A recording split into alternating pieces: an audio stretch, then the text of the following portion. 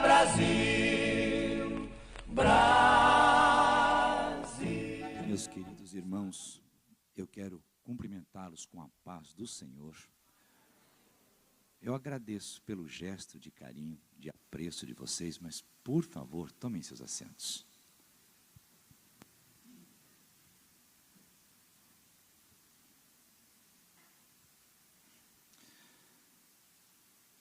É uma satisfação enorme retornar a esta casa de oração.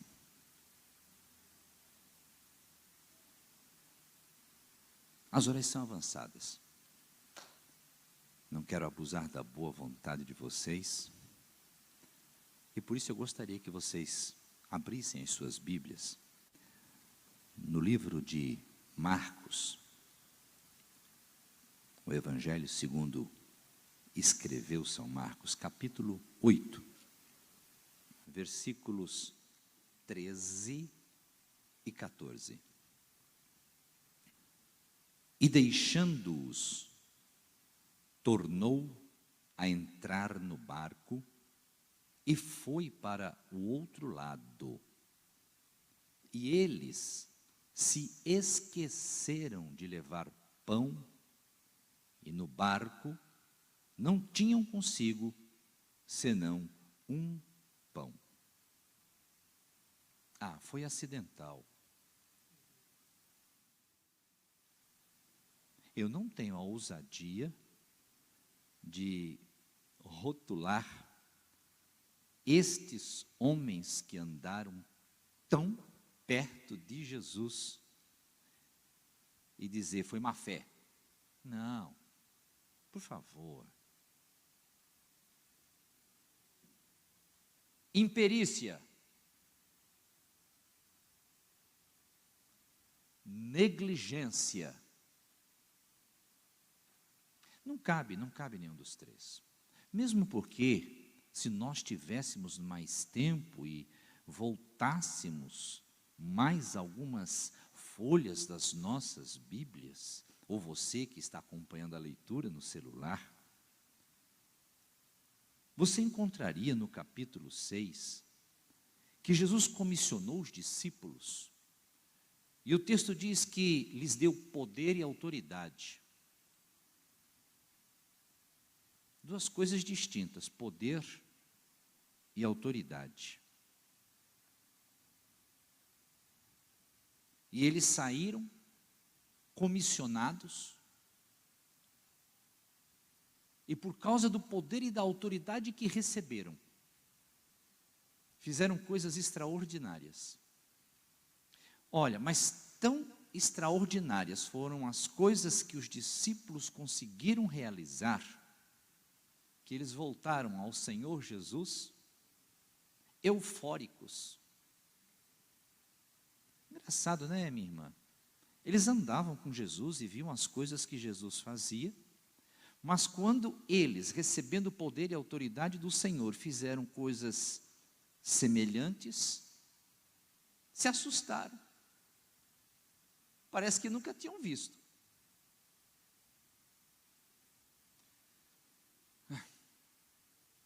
Então voltaram para Jesus.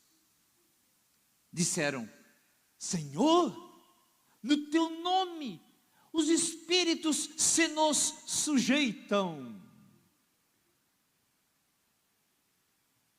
Para Jesus não havia nada de novo.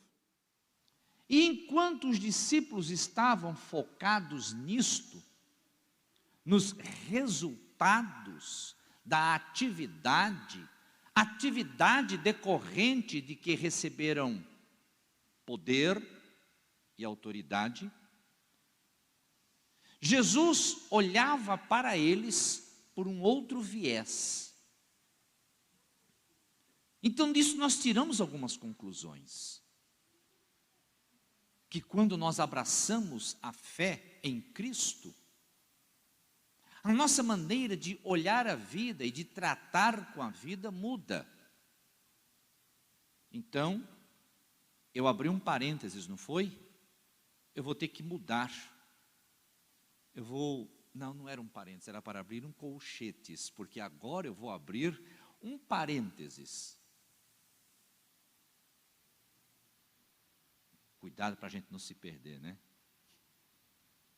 Então eu vou recorrer ao jardim do Éden. E Deus forma o homem. Moisés, o escritor do livro de Gênesis, diz que Deus formou o homem do pó da terra. Soprou em suas narinas e ele foi feito alma vivente.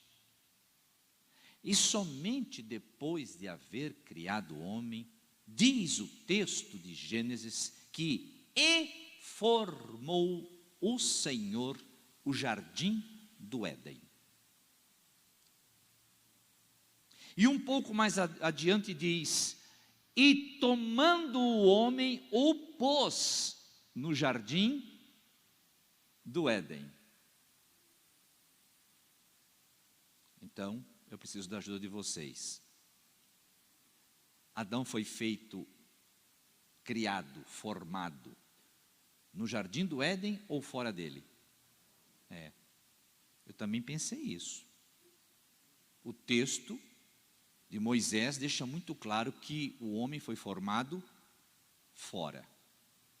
E então Deus prepara um novo ambiente e o põe dentro. As irmãs agora vão gostar, pastores. Já estão começando, está vendo? Deus faz sobrevir a Adão um profundo sono. Não é um sono, é um profundo sono. Tira-lhe uma costela, serra a carne no lugar, e então faz Eva e a apresenta a Adão. Eva foi formada aonde? Aonde? No jardim do Éden. Glória a Deus, né?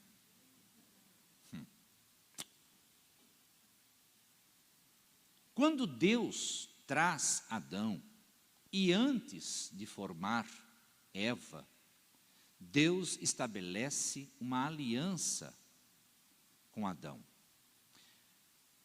A Bíblia que costumeiramente eu utilizo nas minhas prédicas é a tradução João Ferreira de Almeida, revista e corrigida. Mas ela tem alguns arcaísmos. Ela tem algumas expressões que à época em que João Ferreira de Almeida trabalhou, eram vocábulos costumeiros e perfeitamente compreensíveis. É verdade que esta é uma revista e corrigida, mas ainda assim ela padece com alguns pequenos problemas. Esta tradução que eu utilizo diz que foi feito um pacto, mas há diferença, meus irmãos, entre aliança, concerto e pacto.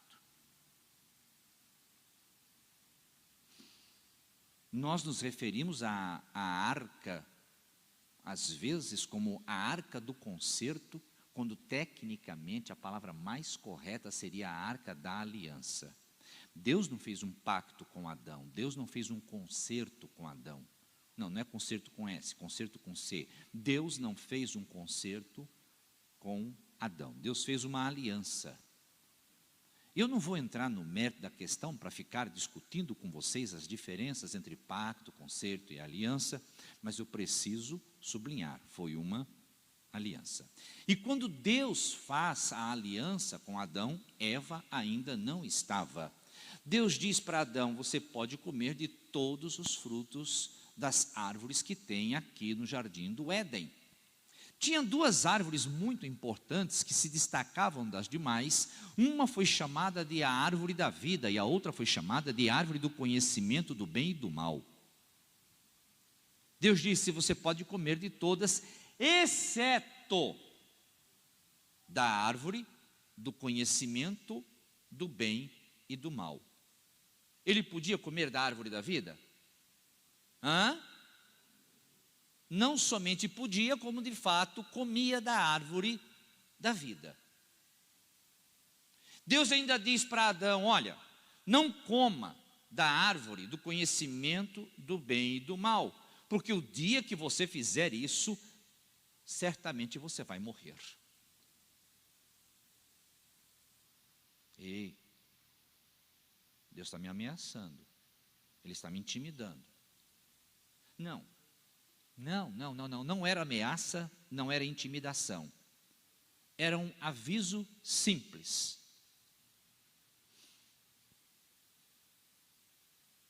Samuel é meu filho do meio, tem 7 anos de idade.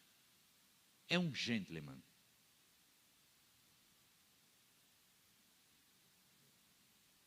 Mas o Gabriel, com 3 anos de idade, ó Senhor Jesus. Eles são os extremos. É difícil nós em casa termos problemas de acidentes domésticos com o Samuel. O Gabriel, eu estava aqui em São Paulo já pregando estes dias, e Marília, minha esposa, me fala, o Gabriel sofreu um acidente. O que foi dessa vez? Porque ele nunca tem acidentezinhos, ele é caprichoso, são sempre acidentes. E Marília me contou que ele estava à beira da mesa esperando que Marília preparasse o lanche escolar, e ele ficava com a cabeça...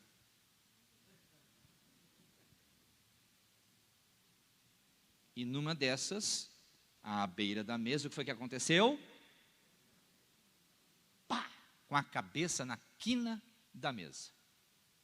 Abriu o bocão e começou a chorar imediatamente. Quando Marília se virou, o que foi?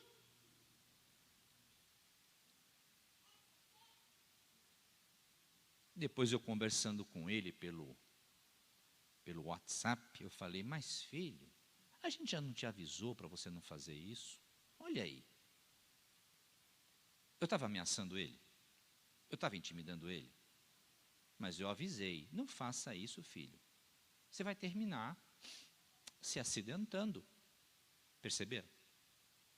Então, Deus fala para Adão, não coma da árvore da ciência do bem e do mal, porque se você continuar fazendo isso, ou melhor, se você tentar fazer isso, você vai bater com a cabeça na quina da mesa e papai não quer que você se machuque, portanto, não faça isso. Percebe que não há tom de ameaça nem de intimidação?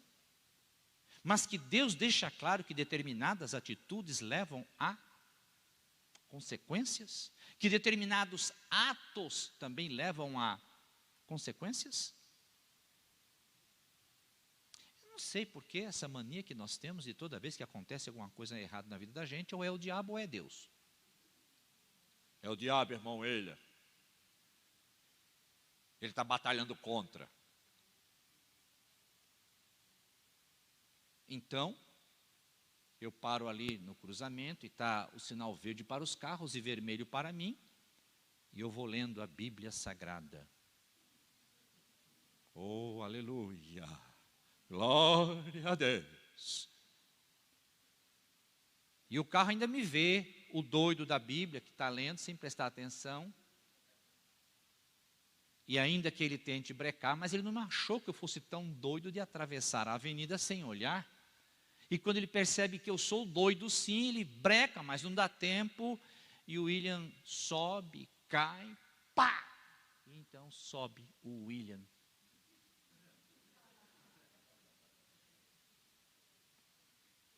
Porque em nome de Jesus eu vou subir. De quem foi a culpa? Do diabo? Irmão William, é o diabo que não gosta do Senhor. Não, isso não tem a ver com Satanás, nem com demônios. Foi Deus.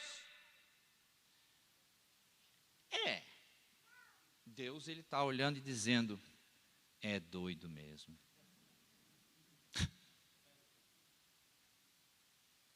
Mas quem foi que causou aquela situação? Ah, irmão, por favor, né? Então, existem coisas que nós fazemos e que levam a consequências. Não cite Gálatas para mim. aquilo que o homem semear, isso também há de colher. É o princípio da semeadura, pastor. Esse negócio de espiritualizarmos tudo ou demonizarmos tudo, quando a vida ela tem uma sequência natural.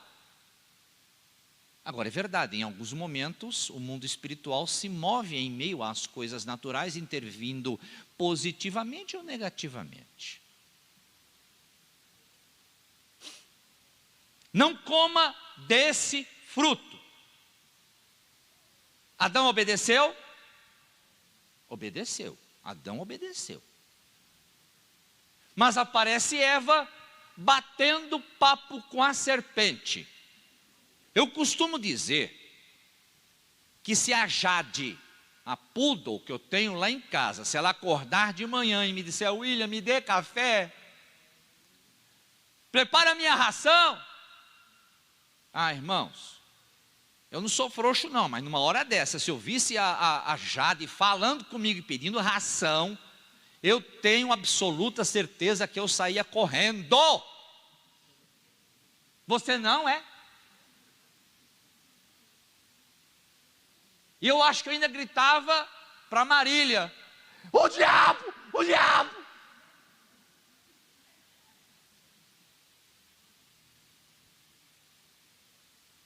Como é que a Eva conversa com tanta naturalidade com a serpente? Então, quando eu li aquele texto, eu fico com a sensação que era normal, era aceitável, parece até que talvez se fosse habitual. E isso não quer dizer que ela estava o tempo todo batendo papo com o diabo, mas me parece que havia alguma espécie de comunicação do casal edênico com o restante da criação. A gente faz isso hoje, né? A Catarina, não tem nenhuma irmã aqui Catarina não, né? A Catarina, a calopsita que eu tenho lá em casa. E às vezes eu olho para a Catarina e digo para a Ariana, minha filha mais velha, ela está nervosa. Porque a calopsita, vocês sabem, o fuzuê que as calopsitas fazem quando estão nervosas. Elas ficam bem barulhentas e agitadas. Olha, está vendo? Eu estou entendendo. De alguma maneira, a Eva também, ela se comunicava e entendia a criação, então ela está dialogando com a serpente, mas naquele dia Moisés diz que algo estava diferente na serpente. O que foi mesmo que Deus disse? E Deus havia falado com quem acerca da aliança? Adão. Eva veio depois. Mas o Adão fez o quê? Ele passou o recado adiante. É o papel da igreja hoje, passar o recado adiante. E a gente luta tanto porque, às vezes, eu tenho um certo receio de que nós não estamos conseguindo passar o recado adiante muito bem. É aquela história do general, que ele pegou e pôs o exército em fila indiana, sabe? E então ele chegou despretensiosamente,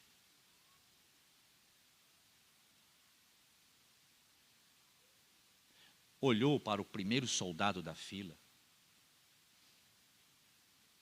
Parece que vai chover. Passe o recado. Senhor, pois não, senhor. O general disse que vai chover.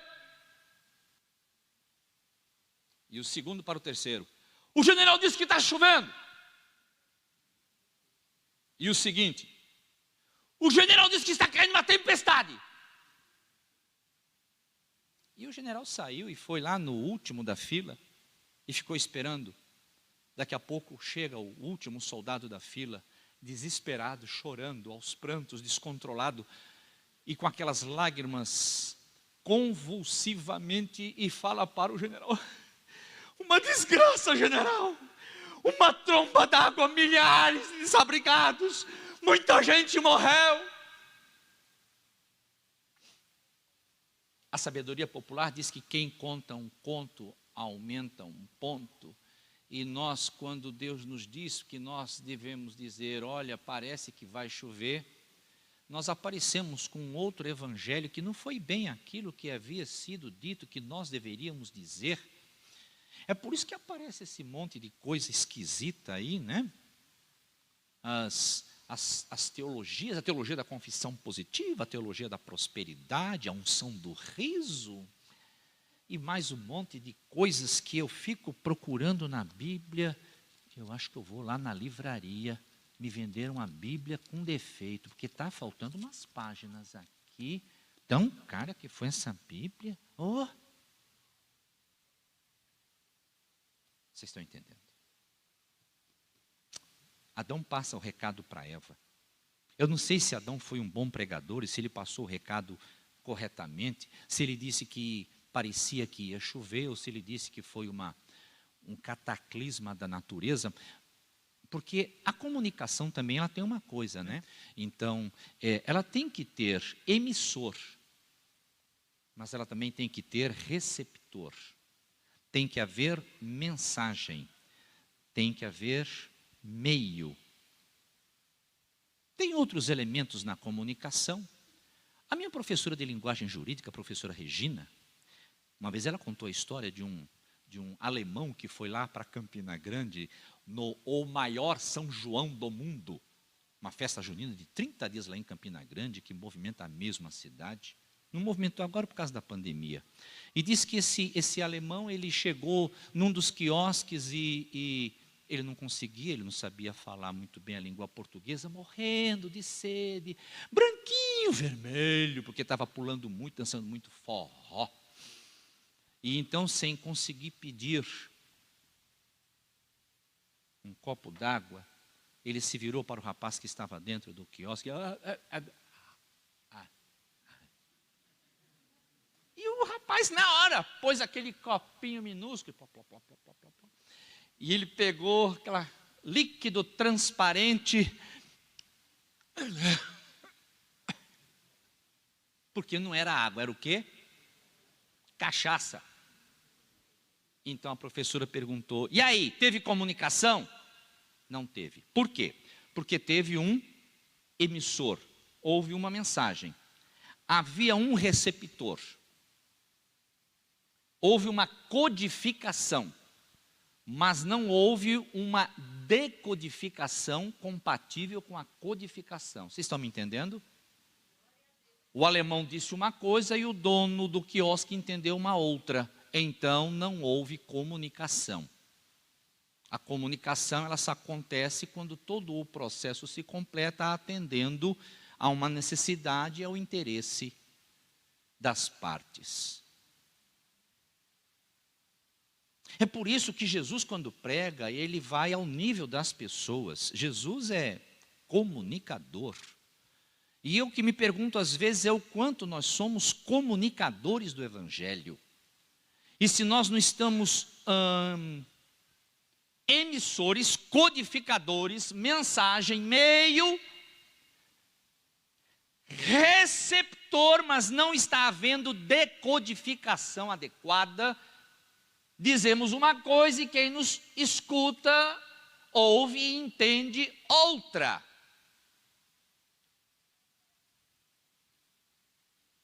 Porque muitas vezes na nossa codificação, o que verbalizamos é uma coisa, mas o que as pessoas veem em nós é outra totalmente diferente. E isso está atrapalhando a comunicação do Evangelho. E eu suspeito que, de alguma forma, o Adão, ele não conheceu a escola de Liege, e por isso ele não entendia essas coisas sobre comunicação, sobre emissor, receptor, codificação, decodificação. Ah, para com isso, pastor William, que coisa mais complicada e chata. Coisa complicada e chata, mas você está vendo o que é que aconteceu. Que Eva, quando é indagada pela serpente, ela vai responder decodificando equivocadamente da codificação de Adão, e ela diz: Deus disse que não podemos comer e nem tocar. Não, Deus não disse isso não, Eva. Então houve um tropeço aí no conhecimento da aliança, no conhecimento da aliança. A serpente diz: imagina, ele disse isso para vocês porque ele sabe que no dia em que vocês comerem, vocês ficarão como ele, conhecendo o bem e o mal. A oferta que a serpente faz é mais ou menos o seguinte: ei, eu tenho uma nova forma de conhecimento para vocês. A aliança implica em conhecimento. Ninguém vai aliançar com Deus, nem com ninguém, sem que em qualquer aliança não haja conhecimento de alguns fundamentos da aliança. Se você aliançou sem conhecimento, lamento dizer, o que você fez não foi uma aliança.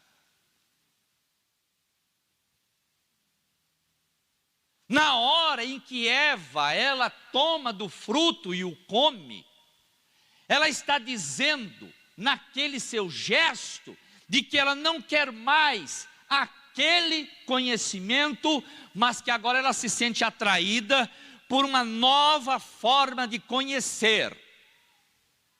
Ela está rejeitando o conhecimento de Deus, acerca de Deus, mas também o conhecimento de Deus, que vem de Deus, para procurar uma nova forma de conhecer.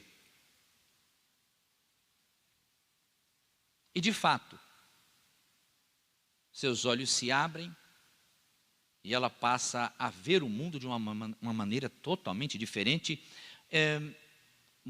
Paulo, ele escreve a Timóteo dizendo que Eva, ela não pecou.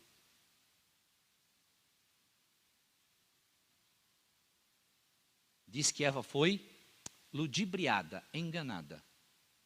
E diz que Adão pecou. Porque a aliança foi feita primeiramente com quem? Quem foi que ouviu os termos da aliança? Quem recebeu o conhecimento? Se Eva errasse, ela estava no dia da aliança? Ela recebeu o conhecimento diretamente de Deus? Então, quando ela tropeçasse, também, né? Mas você, Adão, eu tenho uma tese, ninguém é obrigado a concordar comigo, mas na hora em que Eva havia mordido aquele fruto e mastigado e engolido, e o trouxe a Adão e dissesse: ei, coma, eu vou pôr um si, olha lá, hein? Eu vou pôr um si. Se Adão tivesse dito: tá louca? Pois fique sabendo que hoje de tarde, na viração do dia, nós vamos ter uma conversinha. Eu, você e ele. Quero não. E para de comer. E se Adão tivesse, a minha tese, se Adão tivesse tomado essa atitude, essa postura, quando Deus viesse na viração do dia: Deus, sabe o que ela fez? Fofoqueiro, dedo duro, X9. Eu acho, a minha tese, o meu achismo, que você não é obrigado a concordar com ele. Deus diria: Eva, minha filha, não faça mais isso. Você viu? Você bateu com a cabeça na quina da mesa. Eu não te falei? Vem cá, deixa eu pôr um pouquinho de gelo. Para de chorar, venha. Dá um abraço aqui. E sabe onde é que nós estaríamos hoje? No entanto, o que foi que o Adão fez? ele também concordou com a postura de Eva e renunciou ao conhecimento que já possuíam e que fundamentava a sua aliança com Deus. E quando ele rejeita o conhecimento, por tabela está rejeitando a aliança. E ao rejeitar conhecimento e aliança, rejeita quem? O profeta Isaías diz que Deus criou o mal. E a gente fica, não. É porque nós pensamos mal como uma entidade própria. E na verdade, dentro da visão bíblica, o mal é o não bem. Então eu tenho bem. E aonde eu não tenho bem é o... Então nós temos que Deus criou o bem. Deus criou o mal, sim, porque quando Ele cria o bem, e eu rejeito a aliança, o conhecimento e o bem, só resta o não bem, que nós apelidamos de... então Deus criou todas as coisas. E quando Adão rejeita aquele conhecimento, só lhe resta o não bem, o mal. E então agora ele vai ver a vida sob uma outra ótica. E nessa outra maneira de enxergar a realidade circunstancial, o Adão, ele se dá conta que estava nu. E nós nos preocupamos com essa questão da nudez edênica e da queda. Mas na verdade, o tempo todo, ele estava consciente da sua nudez e não se envergonhava. E a parte que eu preciso grifar acerca da nudez é que ele não se envergonhava, porque o seu corpo e o de Eva estavam revestidos de glória por causa do conhecimento e da aliança. Mas quando ele rejeita o conhecimento, a aliança e por tabela a Deus, então ele se desfaz de tudo aquilo e vem para o não bem, o mal. E o seu corpo então perde aquela glória, na verdade uma glória que estava sobre ele, que ele a rejeitou, porque rejeitou o conhecimento, rejeitou a aliança, rejeitou Deus, então rejeitou também a glória. E agora ele olha para si e diz, eita, que nem dizem os paraibanos, perdi a glória. E agora ele se envergonha, porque ele está desglorificado. Eu não sei se tem no dicionário, mas vocês entenderam. Comunicação.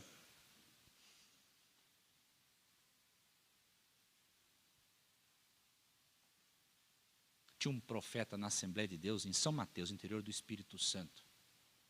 Profeta. Não estou brincando não, é sério. Mas ele não era um homem estudado. Tadinho. Mas era um homem de Deus, só não era estudado. Devia ter estudado. Aqueles que se propõem a ser embaixadores do reino de Cristo deviam se esmerar cada vez mais. Já sabe? Pois saiba mais. Mas aquele irmão, ele conhecimento carnal. Então um dia o Espírito Santo o tomou e ele começou a profetizar no meio da igreja. Eis meu servo, que eu estou contigo enquanto Tigo tiver comigo, mas se Tigo deixa amigo, migo deixa Tigo.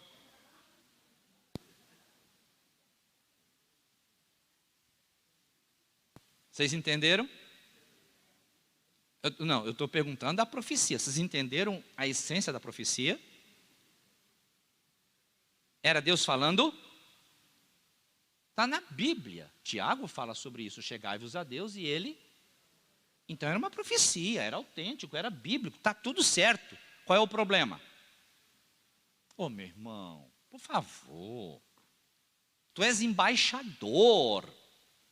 Mas vamos lá. Teve comunicação? Teve ou não teve? Vocês entenderam? Teve. Fosse eu no lugar dele, que eu não sou isso não, né? Eu não sou tudo isso. Mas eu vou fingir que eu sou. Ouvi-me, servos do portentoso Deus do universo.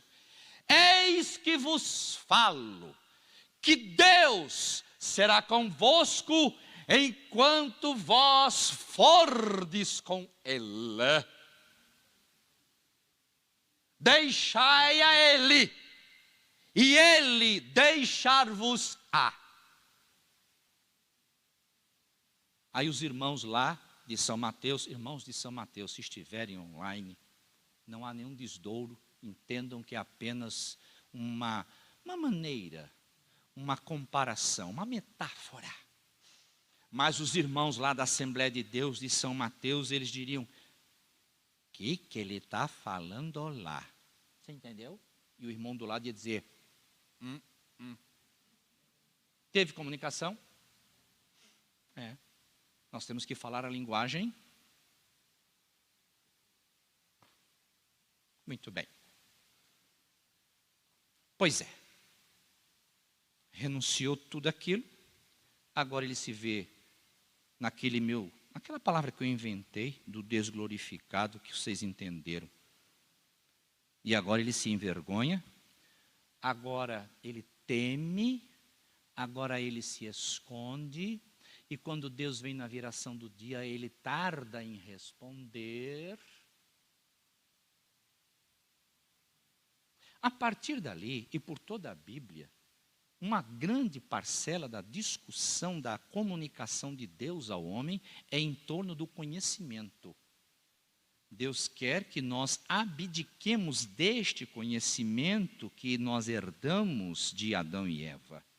Senhor, eu não quero mais este conhecimento, eu não quero mais esta aliança, eu não quero o Deus deste mundo, eu não quero olhar para a vida da maneira como o mundo olha para a vida, eu quero voltar ao conhecimento da aliança do começo. Eu quero aquele conhecimento, aquela aliança, porque só assim para eu estar ligado a Ti, Senhor.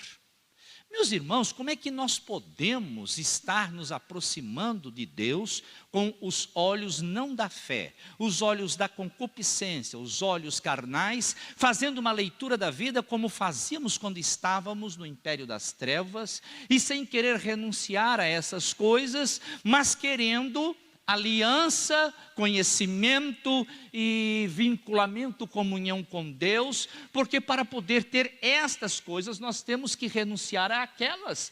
Temos que abrir mão do não bem para abraçarmos o bem, temos que deixar o mal para nos chegarmos ao bem. Nós temos que mudar a nossa maneira de olhar para a vida, de olhar para o casamento, para a esposa, para o marido, para os pais, para os filhos, para a faculdade, para a profissão, para os negócios, para os impostos que nós pagamos ao governo municipal, estadual, federal. Temos que olhar com outros olhos para essas pandemias que volta e meia aparecem. Temos que olhar com outros olhos para nós mesmos, mas nós mantemos uma visão de não bem, uma visão de não conhecimento, de não aliança, de não Deus. E aqui, nesse estado de coisas, não há como se exercitar fé. A fé, ela está no grupo do bem, da aliança e da comunhão com Deus. Lá não existe fé, lá existe concordância, assentimento. Concordo. Concorda, mas não tem fé. Então nós intelectualizamos o Evangelho, criamos teologias, decoramos a Bíblia e citamos dezenas ou centenas de versículos, mas que nós não conseguimos vivê-los e pô-los em prática na nossa vida, porque para colocá-los em prática nós precisamos estar lá, não aqui. Desde Gênesis o que se alerta é isso, e o tempo todo fala-se sobre conhecer. E um dos mais memoráveis versículos da Bíblia que falam sobre isso, Jesus diz aos discípulos: conhecereis a verdade, e a verdade vos libertará. Paulo, Pedro, João, Tiago, Judas, todo o Novo Testamento, o tempo todo, ele fala sobre o conhecimento de Deus, o conhecimento da glória de Deus, o conhecimento do mistério de Deus em Cristo, o conhecimento do mistério da piedade. Eu sei que o Espírito Santo está desafiando pessoas esta manhã, e já está lhes dizendo ao coração: mude a sua maneira de olhar para si mesmo, mude a sua maneira de pensar vida, mude a sua maneira de pensar atitudes, gestos, atos, mude os seus planos, mude a maneira de sentir, abra mão do não bem e passe a olhar para as coisas com outros olhos.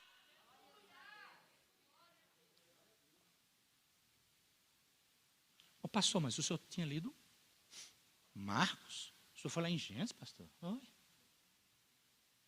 Eu acho que o senhor se perdeu. Fecha parênteses. Vocês estão lembrados do parênteses, não estão? Então.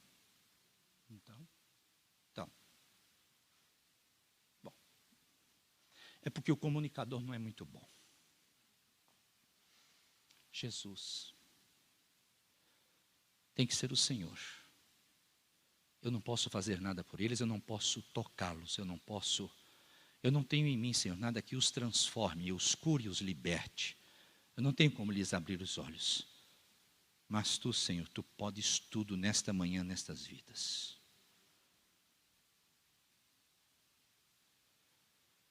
Ontem eu estava pregando numa igreja, eu falei que é muito complicado nós falarmos de Deus na presença de Deus para o povo de Deus. Porque falar das pessoas pelas costas é fácil. Agora você falar do pastor Eduardo e ele olhando para a gente.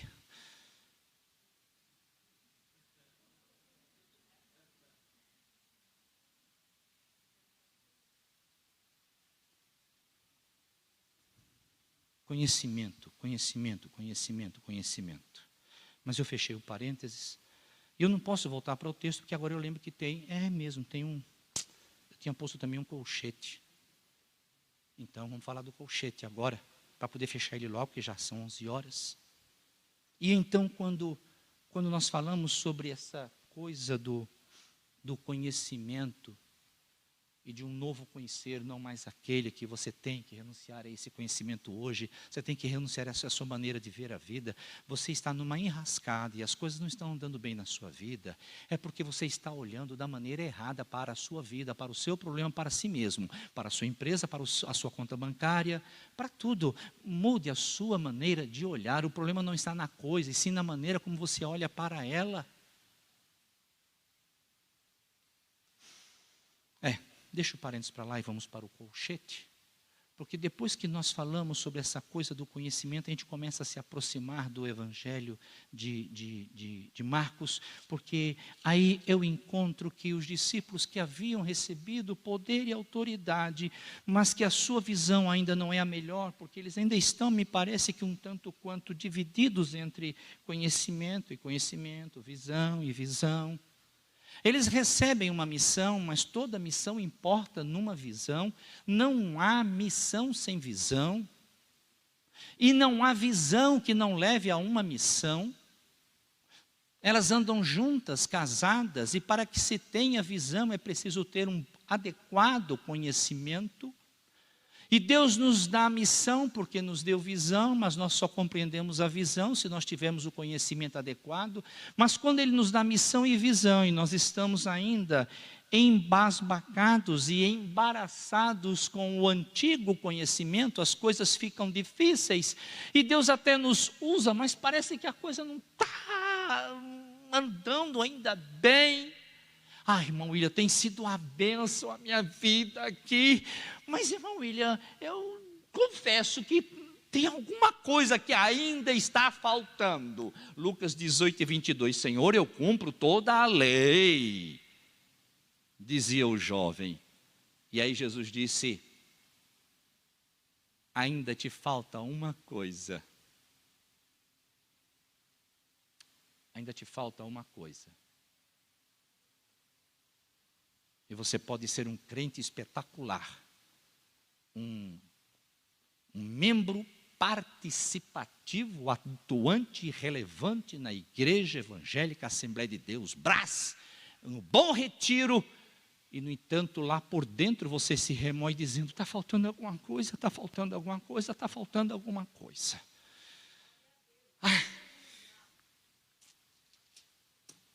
Eles falam para Jesus que estavam fazendo coisas extraordinárias e Jesus ele olha para a realidade circundante com outros olhos que não aqueles. E no meio da euforia dos discípulos que estão olhando para a vida com estes olhos e não com aqueles, Jesus está olhando com estes olhos para essa realidade, uma visão diferente da deles. E enquanto eles estão eufóricos, Jesus diz lá em Marcos capítulo 6, que eles, os discípulos, iam e vinham e não tinham tempo para comer. Porque às vezes a agenda da gente se enche de tantos compromissos. Agora eu não posso citar nomes para não ser indelicado, mas eu escuto muitas pessoas lá na Paraíba. Eu também sei que em todos os lugares nós escutamos, irmão Elia. Me lembra a Perpétua, aquela personagem de uma novela, de uma emissora aí, né? E a Perpétua, ela andava de preto, com um coque enorme, né? E ela era meio que rabugenta, ou mulher chata, aquela personagem, marcou aquela atriz, e ela passou a novela, eu não assisto novela, mas eu tinha raiva daquele personagem, por isso que eu lembro dela, e naquela novela, passou a novela inteirinha, que a frase que ela dizia era sempre a mesma, estou assoberbadíssima. E ela se sentia importante, como muita gente. Irmão Elia, eu tenho tantas coisas, eu tenho tantos afazeres, que o meu dia, 24 horas não me bastam. O meu dia deveria ter 36 horas de tantas coisas importantes que eu tenho para fazer. Oh, irmão, Deus fez o dia com 24 horas, ele se enganou, ele errou, A medicina diz que a gente deveria, a grosso modo, separar o nosso dia em 8, 8 e 8. 8 para dormir, 8 para tomar banho, comer, lazer, descansar, e 8 para trabalhar. E esse dia 8, 8, 8, esse dia de 24 horas, essa semana com o sábado e o domingo, para você atender a sua família, a si mesmo, e principalmente estar também servindo ao Senhor, é verdade que a gente serve todos os dias, não te é suficiente. Eu começo a achar que as tuas prioridades, elas não compatibilizam com o projeto de Deus. Eu começo a suspeitar que você está no não bem, porque quem está no bem, quem está no conhecimento de Deus, quem está na aliança de Deus, sempre vai estar no tempo de Deus, e as coisas vão acontecer da maneira mais ordeira. É aquela coisa de nós olharmos para a realidade com os velhos olhos. Abra mão dele, meu irmão. Ele pode matar o seu casamento. Ele pode acabar com a sua atividade dentro da igreja, o seu ministério. Nós precisamos saber lidar com o tempo sob os olhares de um novo conhecimento e de uma nova aliança.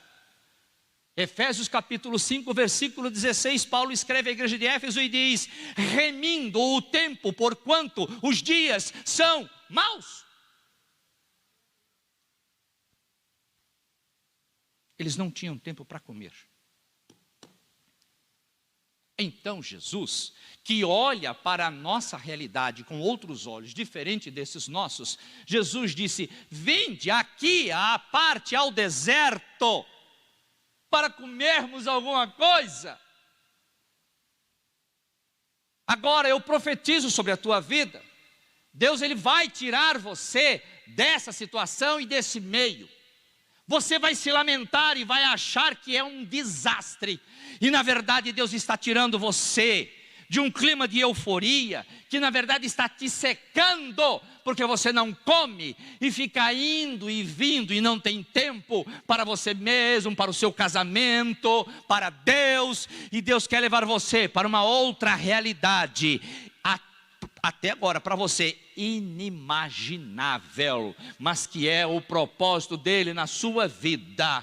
Ele tira você e diz: vinde aqui à parte, vamos comer. É um Jesus Cristo que se preocupa com o meu dia a dia e que quer que eu esteja bem alimentado. Fecha colchetes. Cheguei no texto, cheguei. Marcos, capítulo 8. Então Jesus decide ir para o outro lado e deixando-os, a multidão que os seguia, tornou a entrar no barco. Uma coisa que Jesus passou o ministério todo dele fazendo é tornando a entrar no barco. Ainda que o barquinho esteja sem o seu ocupante principal, ele tornará a entrar no barquinho.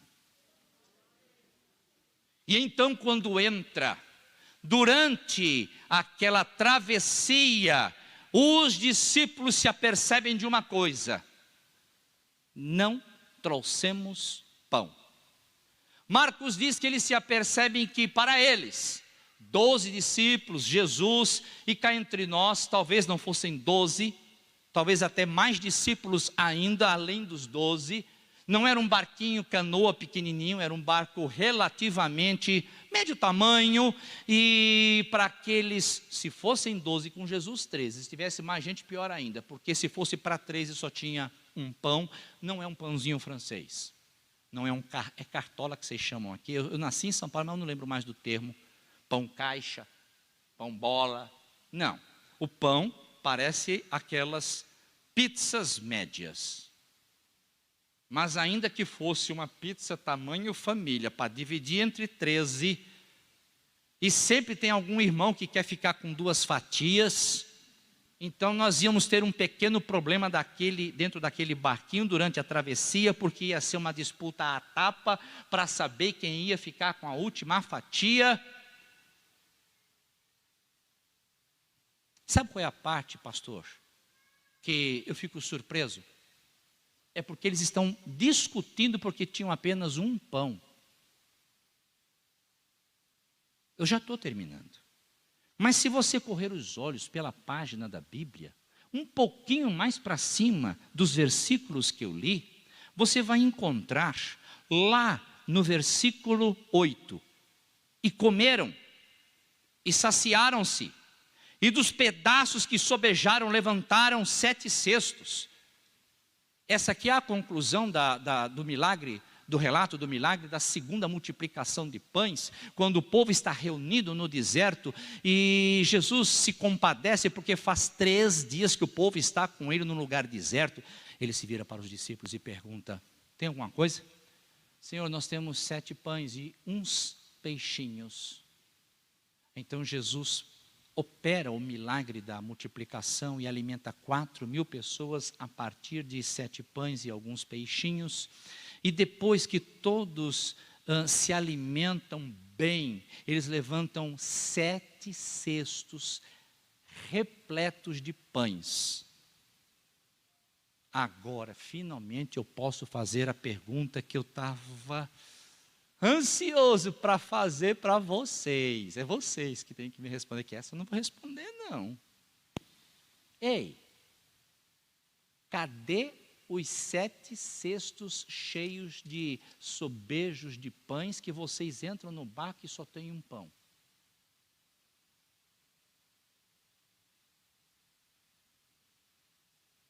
E é uma das grandes situações que nós enfrentamos hoje na nossa andança, na nossa jornada, na nossa carreira de fé, que Deus ele intervém e faz coisas extraordinárias na nossa vida, mas eu não sei por que em algum momento nós esquecemos, talvez não tenha sido nem por má fé, nem por imperícia e nem por negligência, mas cadê os 7 cestos cheios de pães?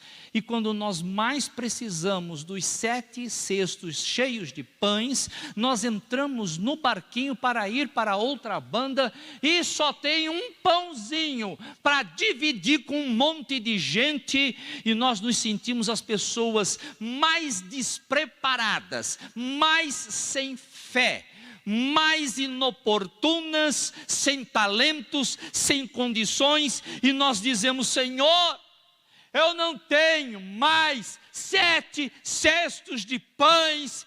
É verdade que o Senhor fez grandes coisas na minha vida, mas eu não sei, Jesus, em algum momento, em algum lugar, e eu não sei dizer como, nem quando, nem porquê, mas os 7 cestos ficaram para trás, e as coisas que o Senhor fez, eu as perdi, e eu estou agora indo para o outro lado, e eu só tenho um pãozinho que não atende aos meus anseios, às minhas perguntas, aos meus temores, às minhas incertezas, às minhas necessidades. Senhor, quem me dera voltar ao primeiro amor e aos 7 cestos cheios de pães, mas eu estou aqui vazio, no meio de uma crise, e tudo que eu tenho, tudo que restou na minha vida, de tudo que o Senhor fez, foi um pãozinho.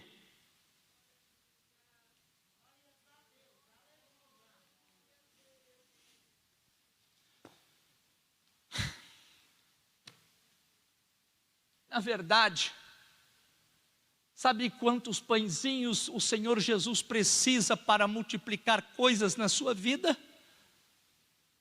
De nenhum. O nosso Deus é um especialista no vazio e em caos. Moisés diz que no princípio criou Deus os céus e a terra era sem forma e vazia, e o Espírito de Deus pairava sobre as águas. E então ele disse: haja luz, e houve luz.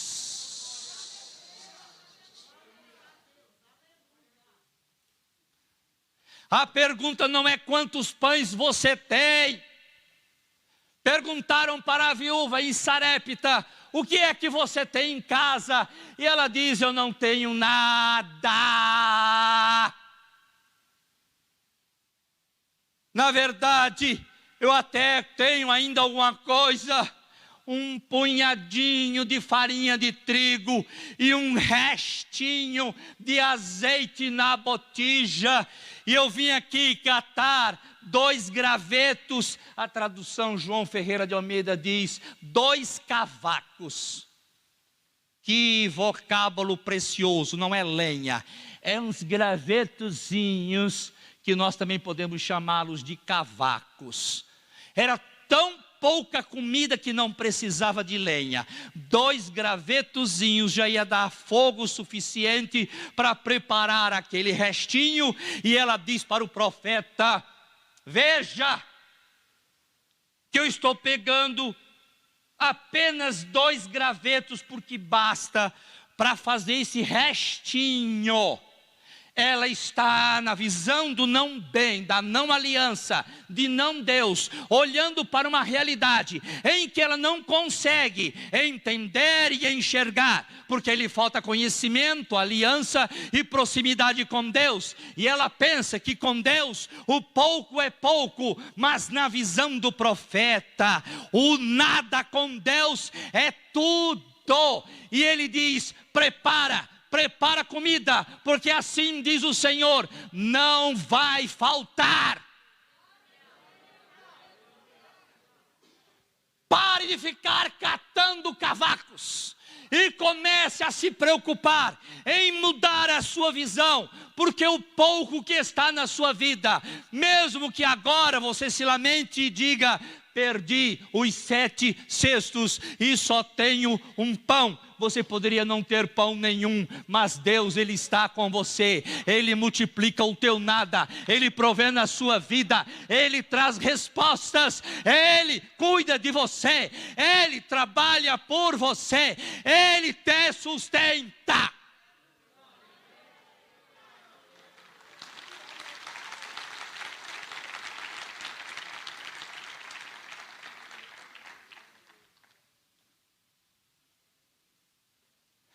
vocês viram que eu saí do parênteses do colchetes, né? Aleluia. Meus irmãos, que paz, porque eu sei que eu estou falando aqui não como um orador. Saiu da esfera da prédica, saiu da esfera do discurso. Meu avô dizia, né? Quando meu pai pregava, e meu avô dizia, quando terminava a pregação: bonito discurso, Rivaldo. Jesus, eu te agradeço, Senhor, porque esta manhã eu saí da esfera do discurso e eu estou tão em paz comigo mesmo, sabendo que eu acabei de cumprir a missão de profetizar sobre algumas pessoas que estão aqui esta manhã. Gente que estava preocupado porque entrou no barquinho e dizendo: eu só tenho um pão, isso não vai dar. E Deus está falando ao seu coração que você podia até não ter nada, mas Ele está com você dentro do barquinho e você vai para a outra banda e Ele vai estar com você. Você se lamenta e fica lembrando com olhares saudosistas para o passado, lembrando de 7 cestos cheios de pães, porque você fala: poxa, como eu queria viver aquele passado. Eu lanço uma palavra sobre a sua vida, que o que Deus tem adiante de você está muito além de tudo que Ele já fez na sua vida. Há projetos maiores, há vitórias maiores, há conquistas maiores, há livramentos maiores e libertações maiores, e é através desse teu pouquinho que Ele vai glorificar o nome dEle na sua vida, e muitos serão alcançados. Mas você precisa esta manhã sair do não bem, de uma visão limitada, de uma visão deturpada, e abraçar o conhecimento de Cristo, renovar a sua aliança e estabelecer novamente a sua comunicação com Ele.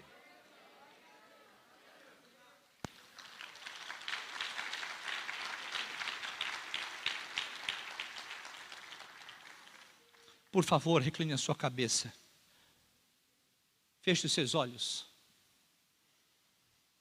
Tão avançadas as horas, mas eu me sinto muito em paz sobre eu sentir e perceber que eu cumpri a minha missão. Eu não fui impedimento ao Espírito Santo, eu não atrapalhei o Espírito Santo esta manhã. E eu sei que Deus falou a algumas vidas, Deus falou com todos, inclusive comigo mesmo. Mas eu sei que algumas pessoas nesta manhã foram desafiadas a tomar uma nova atitude, de mudar a sua maneira de olhar para a sua própria vida, para si mesmo e para os seus problemas. Não olhe para o único pão como o fim de tudo, mas olhe que este pão é aquele que Deus toma, e o teu pouquinho, Ele vai trazer provisão e vai haver abundância na sua vida. Mude o seu olhar, e por causa disso eu quero desafiar especificamente essas pessoas que querem mudar a sua maneira de olhar para a sua própria vida e para si mesmas. Ponha-se em pé agora em nome do Senhor Jesus, para que nós possamos orar por você. Senhor, eu quero te agradecer pela tua palavra, pelos louvores ministrados, pelo aquilo que as crianças apresentaram esta manhã e que foi tão importante, tão profundo. Eu sei que tu estás falando, Senhor, em cada vírgula que foi posta durante esta reunião, e agora essas pessoas estão tomando, Senhor, uma atitude. E por essa atitude elas assumem, elas apresentam um gesto de se colocarem em pé, porque elas querem mudar a sua maneira de olhar para si mesmas e para os seus problemas. Senhor, para elas parece um mísero pão, mas contigo, Senhor, até o nada é tudo. Muda-lhes a visão, Senhor, para que elas vão para suas casas em paz, serenas, cheias de fé e de esperança, sabendo, Senhor, que tu não paraste de trabalhar na vida delas. Enche-as de fé, enche-as de alegria, enche-as de esperança, e glorifica, Senhor, o teu nome na vida delas e através delas. É o que eu te peço em nome de Jesus e agradeço. Deus abençoe vocês.